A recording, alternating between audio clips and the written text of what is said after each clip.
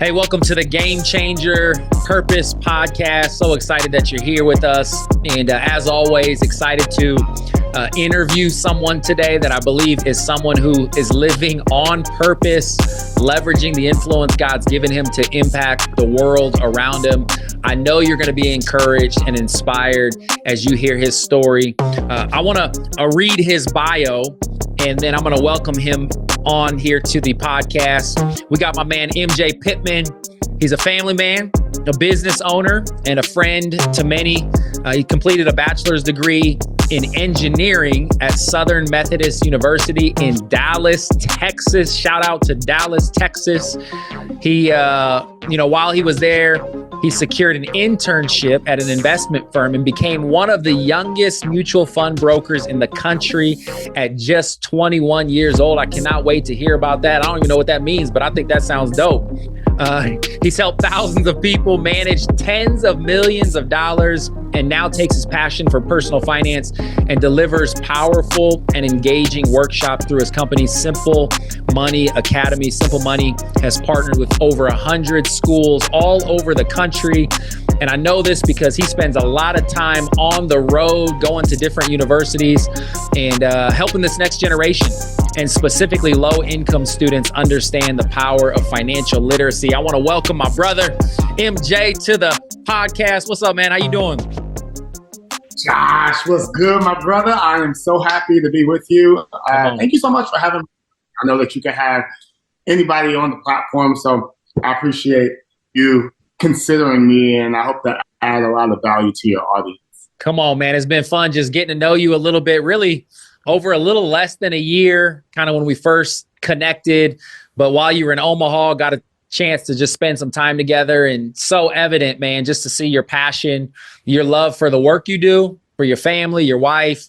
In all seriousness, reading this bio, you went and got an engineering degree, but then you kind of entered this internship, and we're working on kind of the mutual fund side of things. Explain kind of maybe what you were pursuing out of college and just how you ended up on the finance side of things.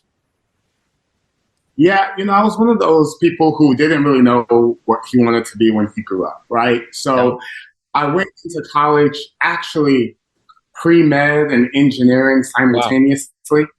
And that was just because I wanted to be a doctor, because I grew up in a context to where I heard, if you want to make a lot of money and if you want to do well, be a doctor, right? So I was like, okay, I'm following the money, right? I've always been money motivated. Yep. And so I did that. And in my first semester of school, realized, this is not it. I'm competing against people who are not only smarter than I am, but they care about this more than I care about it. Like, they're doing it because they're actually interested, in the sciences or in the field of engineering. And so I stayed in the field of engineering as it relates to my major, because the engineering school was giving me the most money. Like, I loved SMU. I was trying to figure out, man, how can I go to SMU when it costs $50,000, $60,000, $70,000 a year? Both of my parents are teachers. And so, unless there are scholarships and things like that, financial aid in the picture, that's not really in the cards. And the engineering school was like, hey, we'll give you money. And I said, hey, I'll major in engineering. So I never really had a desire or even an intention of going into engineering. The only engineering that I considered was sales engineering, where I would be able to talk to people and sell products and services while being, on the engineering side as well, being that liaison between the technical and the business. But I never really was one of the types to be behind a computer and code all day. So that's kind of how the journey with engineering began. But while I was getting my engineering degree, I became one of the youngest mutual fund brokers in the country, which simply means that I could invest money for them, right? That means that I could take someone's money that was maybe in an old 401k, and then roll it over into a Roth IRA or something of that nature and invest in mutual funds for them. And so I was, able to invest people's money at a very young and early age. And then what happened was I transitioned kind of out of that to doing my own thing, helping people with their money and personal finances. And I was posting results online and had a buddy of mine who was working at the University of Florida in Gainesville. and said, hey, I'm part of this program. I oversee programming over the summer and in the fall, and our college students really need this. And I think that based off of what I see you doing online, you could do a great job. Wow. And so sure, I'll give it a whirl working with colleges and universities. And from there, I was cooked because I was doing 10 times less the work, but charging 10 times more the price. And it was just great, and I was helping people. And it at that point in time was an economical decision. But now I just love what I do. And now when I work with people personally, it's always free. I normally just, hop on the call with somebody or answer a question via email or something, because the nature of my work allows for me to, really go B2B with these colleges and universities while, being a blessing to those who are just average, ordinary, everyday people. So that's a little bit about my story, man.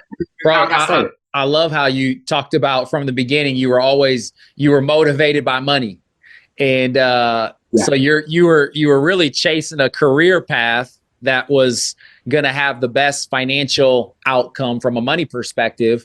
And what's cool is money was a motivator because that was something inside of you. But initially you were motivated to go after it for the wrong reasons. And then you kind of went down this path and started to learn how you could really use money, kind of the financial industry, to help teach and train.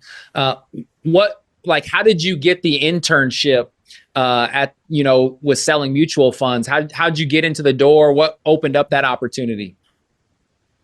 Yeah, for sure. So I had gotten married and had gotten myself in a financial product, like a life insurance product. Talked about it, on the internet because I was so excited for me out and Amanda. We were just married in college, setting up our financial futures. And as I talked about it online, had a friend of mine who said, hey, my husband, does similar work. And, based off of what you mentioned with, your life insurance policy, I think it may be worth a second look. Of course, it wouldn't charge you anything for it, but, just want to make sure that y'all are actually well taken care of. And found out that the product wasn't all that great. And I was like, man, that's crazy. Like, I was trying to do the right thing, but I didn't know what I didn't know. And he was like, hey, we have some openings in our office. You seem pretty sharp, really personable, and then what really took it over the edge for me was like, he said, hey, the guy who's, over me, who I report to, this guy does this and he's making $30,000 a month without a college degree. Right. And at that point in time, $30,000 a month is still money, but this was back even in 2014 to where I was like, $30,000 a month in this economy? Like, what in the world? And the guy was like 29, 30 years old. Wow. So he was 29, 30 years old, no college degree. And I think for me, that was a paradigm shift because here I am, was always told, hey, go to school, get a degree, get a good education, get a good job. Like, that's the path. And I'm not saying that, there's something inherently wrong with that, but I think that has become a little bit more incomplete, and I went to school, graduated salutatorian, of my high school class. I'm doing this engineering degree, smart parents, smart community, but I didn't know anybody who was like rich other than, a friend of mine whose dad was a doctor and they lived in a big house. And so I was like, I guess I'll be a doctor. That was your picture of success, right? Yeah. I'm like, I was just looking for a path. But when I saw that, like, man, I really want to check this out because I've always, like I said, been interested in money. I mean, I literally, this is not hyperbole. I remember, literally having like a big bag of those, those like gumballs that are in the machine and they're really big. Like, I remember going to middle school, like I had a bag of gumballs that my friend had given me, and I was in middle school and I was selling those for the 25 cents a piece, and I was coming home with money selling gumballs. My grandmother, moved in with us in 2004, I believe. No, it must have been like 2005-ish, because she was living in Louisiana and she experienced Hurricane Katrina. And so she lived with us for a little while. And man, she would make the best like fried pork chop sandwiches. And I would like eat one and like bring like 2 more to and sell fried pork chop sandwiches. Like, I mean, I was actually the kid. I remember my parents told me I was maybe 4 years old. And you know how kids are in Sunday school class and they're, drawing their pictures of and coloring their pictures of and things of that nature. I would take those drawings and I would sell them to people in the congregation at 4 years old, 5 years old. So when I say that, it's real in me. Like, it's always been in me, independent of the context that I grew up in, or independent of what was around. I've always just been a person who believed in free enterprise, right? Man. So I would say that the journey of working in the money field and being a mutual fund broker was really like the culmination of a lot of experiences along the way. And I felt that was the path that could get me to where I was looking to go. I love that you shared that, because when we talk about purpose, we talk about gifts, passion, and story.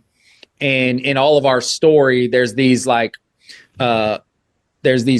fingerprints of how we're wired from the beginning that ultimately, if we're intentional, end up showing up later.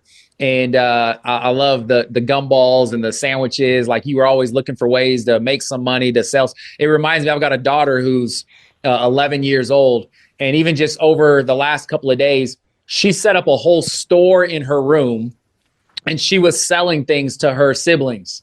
And she set up stores before and like invites people to come in. She's always trying to make money. She thinks like an entrepreneur.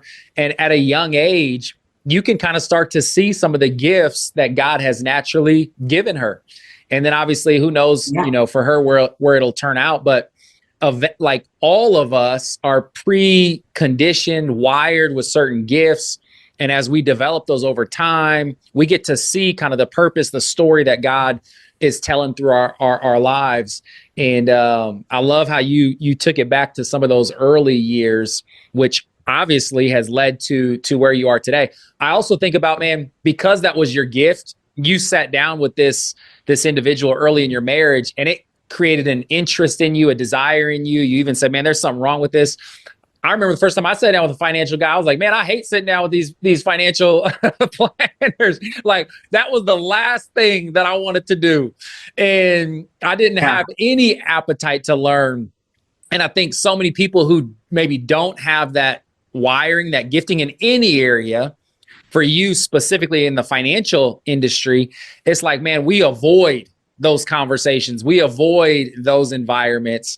And then we end up missing out on some of the, blessings of what managing our financial resources and investing them has to offer. What are some of the biggest, I would say, gaps or challenges as you meet with people, as you work with people, whether young or old, when it comes to finances, when it comes to financial literacy? Like, what are some of the biggest gaps that you see on a consistent basis? Oh, it's the way that people think, for sure. Yep. Most people don't realize that they have dichotomous thoughts surrounding money. So they inherently believe more money, more problems, or money is the root of all evil, or rich people are less moral than those. In order to get to the top, they have to take advantage of people, while simultaneously wanting to be financially comfortable, wanting to retire one day, wanting to, give good gifts to their parents that are financially related, wanting to go on nice vacations. And so there is this incongruence that's inside of them, and they don't realize it. And because they don't realize it, it's like running forward full speed, but with a parachute pulling you back. And they look at this person on the left and on the right, and they're like, man, I'm running harder, I'm running faster, I'm working, more than these people. Why are they getting ahead when in reality you have the same parachute that you have, right? And that parachute, is normally our internal programming that comes from our parents, it comes from the media, it comes from even our faith upbringing, depending on how theologically sound those conversations were. Yeah. So I would say that the way that people think impacts, like what you believe impacts how you behave. Yeah. We are transformed by the renewing of our minds, not the renewing of our actions and behaviors, because if you renew your mind, your actions and your behaviors will follow, right? Yep. So I think that the way that people think plays a big part into what holds them back and what stops them from filling the gap to get to their potential. Yeah. So good, man. I think about my own story and journey. I grew up, my dad quit his job as a chemical engineer and moved our family into a community where basically they became missionaries to that community. And we even lived in Mexico for 6 months when I was growing up. I tell people I had a very missionary mindset when it came to money. And the way I would even communicate that today is very reactive. I believed in the power of money because we couldn't do what we do without people who gave generously. And I think God calls some people to have a lot of money and some people, but even in that calling, it's like, man, if you're called to not have a lot of money, then you're very reactive in your approach to money. It's like, well, this is just what I got. Instead of proactively using what you have, but also proactively thinking of other ways to grow and build and it's taken me too many years to recognize, man, no money, no mission. And like money is essential to the mission that I know I'm called to and just we're called to in the world. What are what's a healthy mindset? How do you what are the things you think people need to think about, think through in order to have a healthy mindset around money? Oh man, so many things. I think that if you understand the purpose of money, I've heard it said that where purpose is unknown, abuse is inevitable, right? So if you don't purpose of the money that you have, then it could lend itself to misuse at a minimum and abuse at a maximum. I would also say that money only solves money problems. So, you have, I think, problems that deal with your identity. Or if you are dealing with people pleasing, or if there's insecurities there, then you can put on as many Rolexes and drive as many Ferraris as you want to, and yet that void will not be filled because that void can only be filled by that. Right? However, there are money problems to where if your child needs a surgery and the surgery is thousands of dollars, but you have thousands of dollars, then now that is no longer a problem. So what I found is to the level in which you can experience daily comfort, money, the returns on happiness at that point in time are maybe incremental, but money can certainly prevent things that will make you unhappy. Does that make sense? So to a certain degree, money doesn't buy happiness, maybe, but on the other side of that, it can prevent a lot of things that would make you unhappy. So I would say that those are the thoughts that land with me. And I would also say that if you have faulty money mindsets and you speak about money in a way that isn't relational, or at least isn't reflective of a healthy relationship, then that can be difficult and problematic. Like, for example, if you hear someone who has a faulty money script, they may say something like, oh, I don't really care about money. I just care about what it can do for me, right? Yeah.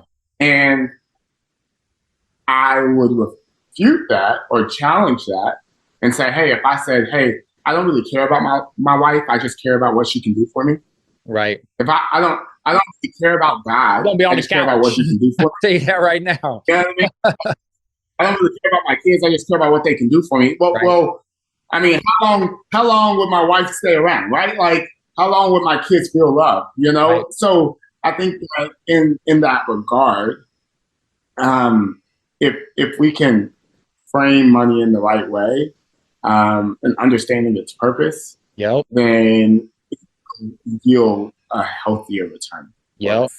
You said, man, the phrase you said was so good. I forgot the end of it, but where purpose is unknown, abuse is Abuse.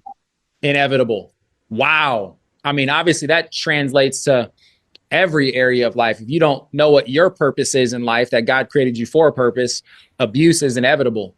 Money, financially, you don't know the purpose of it, abuse of it is inevitable. And you talked about purpose, you talked about identity. You use the language having kind of a money script. Is that one of the things that you help people with as you're working with them, is to get the right type of script around the way they view money and financial resources?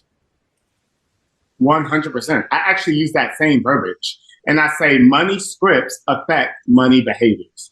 Man. And money scripts often come from money moments. So let's just say there is a kid and his dad works all the time and never spends time at home. He misses the basketball games. He misses the ballet recitals. He misses the school plays. And then ends up getting a divorce. And so because of all these things, the child at the age of 8 develops the money script of money is unimportant, more money, more problems. Well, while that may feel true at that point in time, how does that money script of money is unimportant affect them when they become an adult? Well, they're probably going to be less likely to budget, right?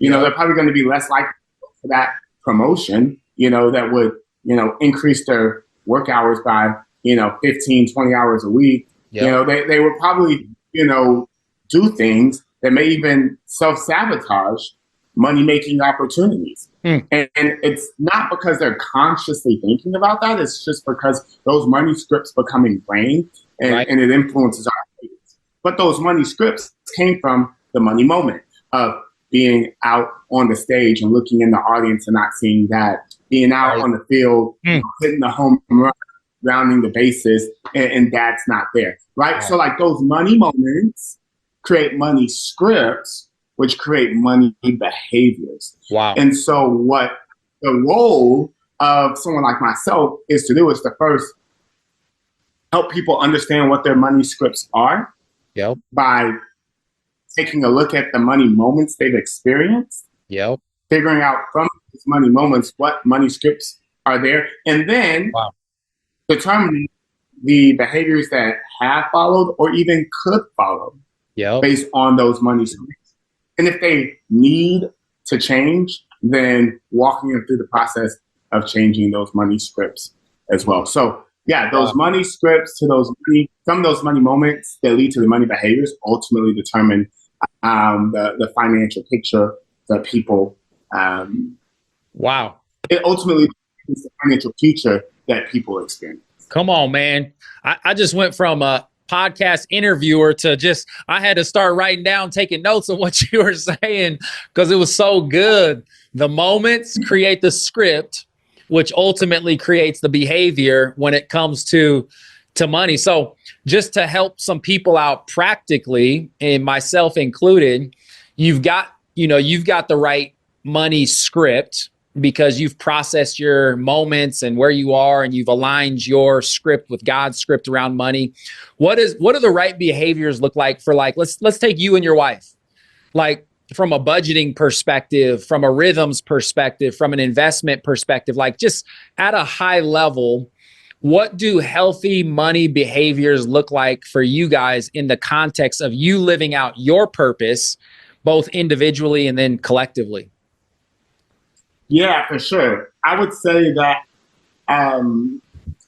one of the best things that you can do is to automate the priorities. This is something that I teach, right? Good. So you automate the priorities, and that way it gets you out of the minutia of like trying to track things day to day. Now, of course, they've seen a bunch of different people, they want you to track every dollar. And I'm not saying that that's bad. I'm just saying that that's kind of intimidating, right? Yeah. It reminds me of when I was having a conversation with someone recently, and, they were talking about, their weight, and they were just like saying, oh, I want to track, every single calorie. I want to get into MyFitnessPal and da, da, da, da, da, da, da. I'm just like, you know what? That's a lot to track. Right. That's a lot to do.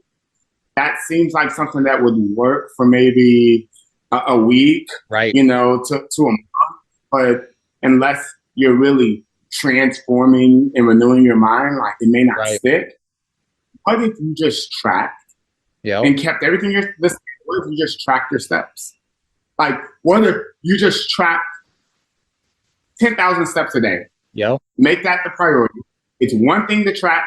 It's one thing to do. And you can have some level of assurance that if you're not eating terrible and you're walking 10,000 steps a day, that you will move in the right direction. And then if you need to track more beyond that, then at least that's a good baseline and a starting point, right? So in that same way, whenever I think about investing or saving, when I pay my company, I have my money, 10% of it automatically goes into a savings account that I do not touch, that I do not use. It's different than my, regular banking account. And then from that automated savings account, I have that money being automatically invested every month, right? So my savings and investing are automated. Great. So now I can focus on just living, right? Like, of course, whenever I get money, I'm a believer in tithing. That's a theological conversation that may go beyond this. But like the idea behind it is that I get the money, I tithe, the money is already automatically saved, it's already automatically invested. And so in my mind, I just think to myself, okay, I live below your means, right? Like, I already know, I have an idea of, we live between X amount of dollars and X amount of dollars a month. Like, this is kind of our range. I make X amount of dollars, X amount of dollars a month. And so as long as I'm saving and investing on the side, and as long as I'm giving, then I really shouldn't have any issues, from a financial standpoint. So that's what I would say is that automating things and then having a very clear picture on what you value from the money that you spend. So what do I mean by that? What I mean by that is this. There are certain people, I am in this category, that values the dailies. There are certain people who value like the quarterlies. And then there are certain people that value the annuals, right? What does all that mean? It's good. A person who values the dailies like me, I think about daily. We don't cook a lot in our home. We might throw a piece of salmon in the air fryer or something, or, throw some chicken nuggets in there. Yeah. But I DoorDash just about every day. Wow. Okay. Maybe twice a day.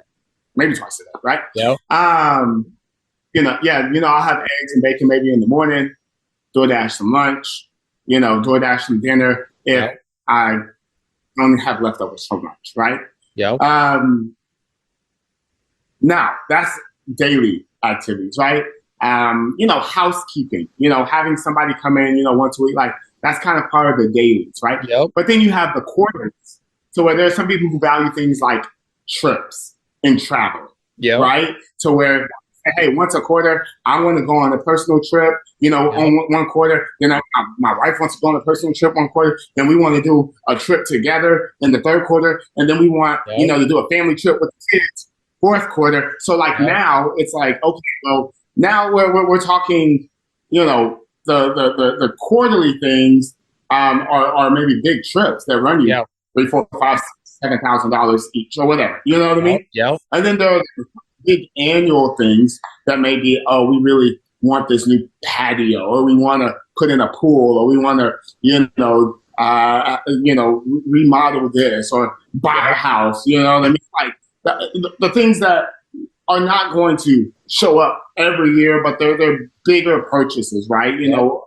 Above $2,000, if you will, right? So I think that, from a financial standpoint, the what money does is it allows for you to dip your hands in all of those. Yep. And then the more you have, the more you're able to increase the quantity and or quality of those things, right? So I remember what it was like to feel like, man, DoorDash was a treat. If I could DoorDash once or twice, a week, that'd be dope, And now it's like, well, now I DoorDash once or twice a day because I make more money. Right?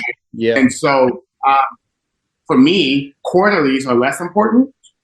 For instance, like traveling, because I travel all the time. I'm on the plane every week. And so going to an airport and being in the lounge and going here and going there, like that's not novel to me. And so what's cool about that is that a business trip that I'm taking to Puerto Rico next month, and my wife is coming with me, and we're going to be in Puerto Rico 4 or 5 days. Yeah. Now I'm on a business trip, but it's also me and my wife in Puerto Rico for 4 or 5 days, right? So I think that like there are certain things in my personal lifestyle that I don't value as much as other people because of the work that I do. And so because I save money on the quarterlies, and because, I save money many times on the annualies, and it gives me so much more margin on the dailies, right? And where people get in trouble is when they have a bunch of dailies and they want their quarterlies and they want their annualies, and then, they don't have the money to actually support that. So that is the kind of, disposition that I would consider as it relates to, handling your money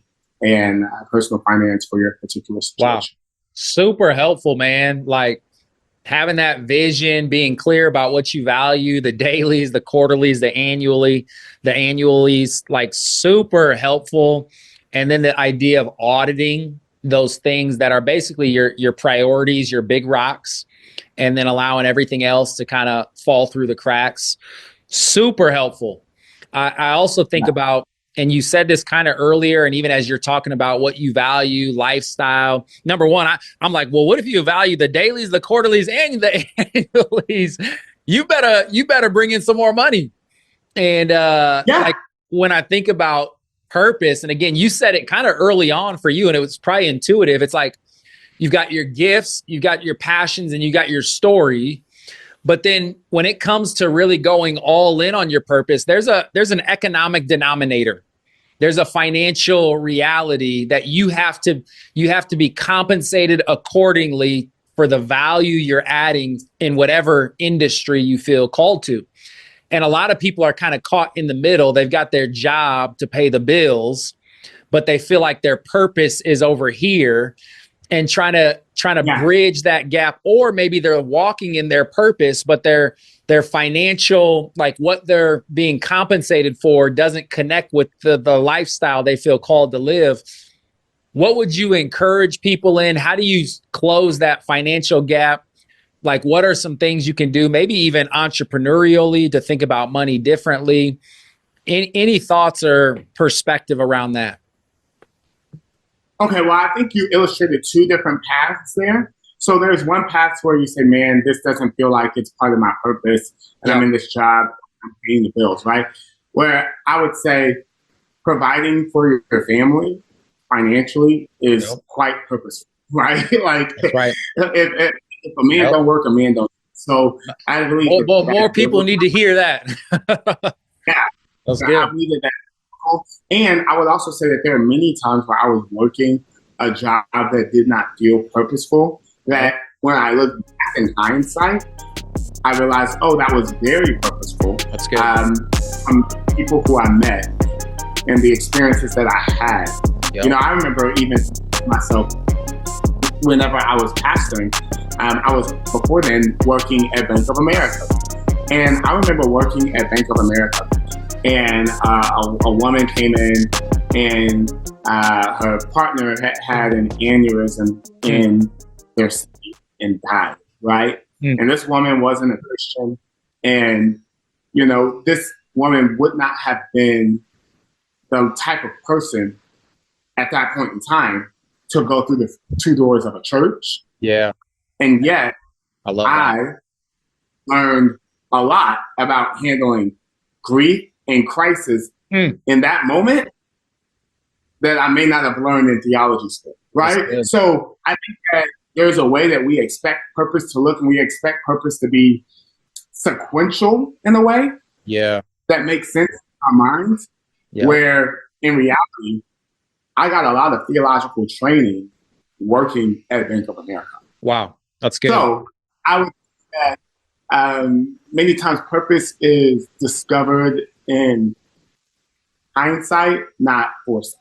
That's good, bro. The second thing is that as it relates to maybe increasing your revenue as a current entrepreneur, you have to look at the 7 fundamentals of business and understand where in those fundamentals you are lacking in order to fix the problem. So the 7 fundamentals of business are attention, attraction, acquisition, fulfillment, feedback, retention, and ascension. Okay? So let's walk through these because this could actually help someone. Yeah. First, there is attention, right? Attention, by definition, is just getting the attention of a lot of people as much in one moment or over many moments, but just getting the attention of a lot of people. Whether they are interested or not, just getting enough people to have eyeballs on what you are doing, right? So the methodology to do that could be through outbound email. It could be through paid ads. It could be through joint venture partnerships. It could be through, podcasts and media like this, right? It could be through social media. It could be but basically getting more eyeballs on your business. If you do not have a bunch of people, hundreds, if not thousands of people who know about your business on a monthly basis, then naturally that is going to cap your income because the more people you can expose yourself to, the more likely you find a critical mass who are interested. So then there is attraction, right? And the attraction is when you take from all the people you got the attention of, you take a portion of those people and they are attracted to what you're doing. They may not buy, but they're at least attracted, right? And then acquisition is when you sell the product and they exchange dollars for your product or service. And so if you think about a Sam's Club or a Costco, there's the attention of, a person sticking their booth in the middle of the store and they're seeing thousands of people pass by, right? But then the attraction is somebody who walks by and says, oh, I like crackers, and so I will do a free trial. I'll give it a try, right? And see if I like it. Now, not everybody who tries the free cracker buys the free cracker, but the people who try the free cracker, a portion of them will get it, right? Then there's feedback where you get testimonials, reviews, ratings. You know how it is when you want to go to a restaurant, you take a look, you go to Google, and then you're like, oh, wait, they only have 3.6 stars. Like, I'm not going there.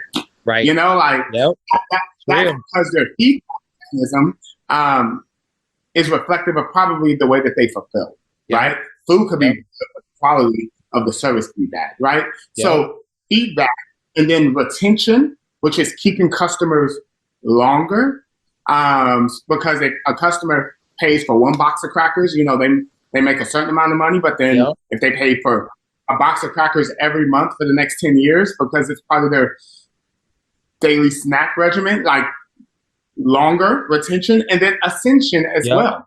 Because now the person is buying crackers, well, then they may be able, or be more inclined to buy cheese and, salami or whatever to go with the crackers if that company sells those same products. So upsell, downsell, cross sells, all of those things, buying in bulk, buying the mini packs to stick in the kids' spots, all those things, go into ascension, which means increasing the amount of money that people pay you. Yep. And retention is how long they pay you.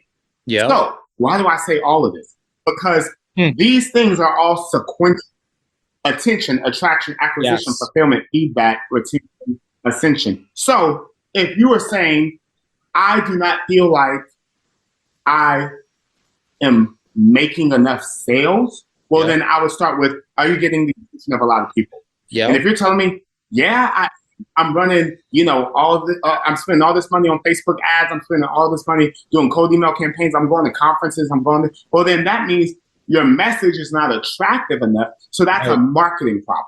And so now we need to fix your marketing, right? Yep. Well, but then, the marketing is good. People are showing up, to the sales calls, but I'm not closing the deals. Okay, well, then that's a sales problem. That is people, even though they're attracted to what you have, you're not communicating value at a level that they feel like is, worth them exchanging their money for it, right? Yeah.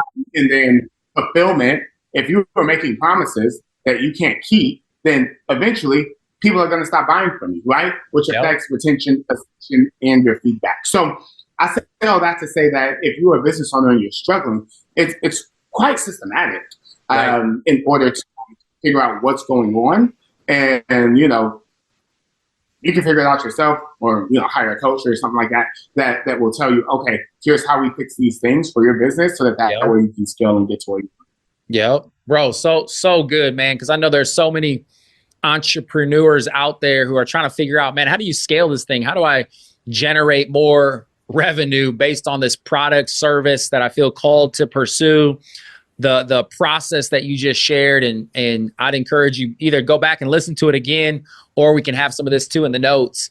But looking at those different aspects in the process helps you identify what you need to do to increase the funnel, to get more eyes, to do what you said, which ultimately allows you to grow your bottom line. And maybe you're somebody, you feel like, man, I need to generate more revenue. I've got this job, this thing over here. Maybe there is a service or a product that you feel very passionate about, that you feel called to.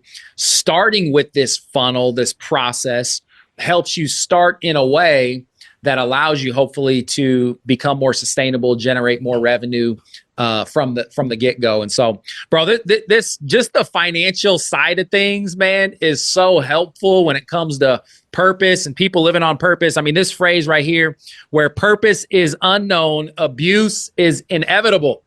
And I think about people who are trying to live on purpose, pursue purpose. You've got to understand the purpose of money when it comes to you living out your personal purpose, when it comes to you living out the purpose for your family and for your life, which starts with having that money script, which goes back to money moments, which ultimately results in money behaviors and the practical aspects of money behaviors that you shared. Super powerful. Man, Simple Money Academy with my brother, MJ Pittman. Man, this is so helpful. I could continue to ask you questions, but I want to just kind of wrap it up, bring it in for a landing here. If people want to follow you and learn more, if they want to maybe have you come in and speak and help encourage and inspire people, give them practical handles on how to leverage money, what's the best way to follow you, man, or to stay connected? Yeah, my Instagram handle is Mr.MJ Pittman. You can follow me on there. I don't post a bunch of financial content. I'm posting many times stuff with my wife and with my kids. I post more of those things actually in my stories as I'm traveling. But, I have a really big passion for helping people. I think I'm in a very interesting position personally, not to make this a therapy session, but I'm in an position where, well, it's something I didn't mention before with my framework is that the quality of your prospect impacts the quality of your profit. And so I mentioned earlier that after I stopped helping people one-on-one, and started working with schools and colleges and universities who could pay me $10,000, $15,000, $20,000, $30,000. Well, now I don't need social media and things of that nature to put myself out there like how I did in the early years when I was kind of hustling to make things happen. And so it's interesting because now I feel like, I have a very successful business, but many people don't know who I am, or what I do. And I actually do miss helping people. And so I would say that, if people have questions, reach out to me. I'm more than happy to help, more than happy to answer, more than happy to, if you have a church or something like that, a group of young adults that you want me to pour into, happy to do that. But I'm really just looking for ways to continue serving people, continue serving and building up the kingdom and the body of Christ, and just helping people out. I feel like money is so important. But people don't realize that the context of even the scripture, well done, thy good and faithful servant, has nothing to do biblically with salvation. The context of that scripture was with the parable of the talents. And, that's telling, hey, well done, thy good and faithful servant. You've handled your money and stewarded it well, right? So many people want to hear, well done, thy good and faithful servant, but they are not willing to handle their money well, which is incongruent with scripture. That's another conversation for another day. Hey, I might have you start preaching. Come on. Don't get me started preaching, man. You'll be like, man, this podcast went 3 hours. Why is MJ? The problem is you start preaching, then I'm going to start preaching back, and I start wanting to build on your sermon. I'm like, fear is what drove them to not steward well what they had and start going down. That's a whole nother topic. But I love your passion. I will say this, man. I think you helped people out with what you shared today. And you've helped me out. I know there's others who are listening that you've helped them out. I look forward to continuing to learn more. And I love the model God's given you to allow you to speak into so many people's lives. That continues to evolve, but I'm thankful for your purpose. What you and your wife, Amanda, are doing together. I know you're already impacting a lot of lives. And I just see that continuing to grow over time. So, man, I appreciate you, bro. I know you're going to be here in my city, hopefully, or I know you're going to be here in a couple of weeks. And so I'm looking forward to connecting, and just grateful for you taking some time to be a part of this podcast today. Appreciate you, bro. Oh, yeah, absolutely, man. Happy to do it. And I look forward to seeing you out in Omaha in just 10 short days. Come on, man. Well, hey, make sure you check out my man, MJ Pittman, and the things he's doing. Like he said, I know he'd love to just connect with you. And if there's a way he can serve you, he'd love to do that. I know you are encouraged and inspired just like I am as a result of this conversation. So many practical tools, handles when it comes to our money, specifically connected to our purpose. And so our encouragement to you, whatever God has given you, no matter where you are, what you're doing, there's no purpose too big, too small. The key is to find out what God has given you, to maximize, to grow the influence he's given you so you can use it to impact the world around you, and money is a part of that. I love you guys. Thank you for listening. We pray and hope you're encouraged, and we look forward to being a part of the next episode together.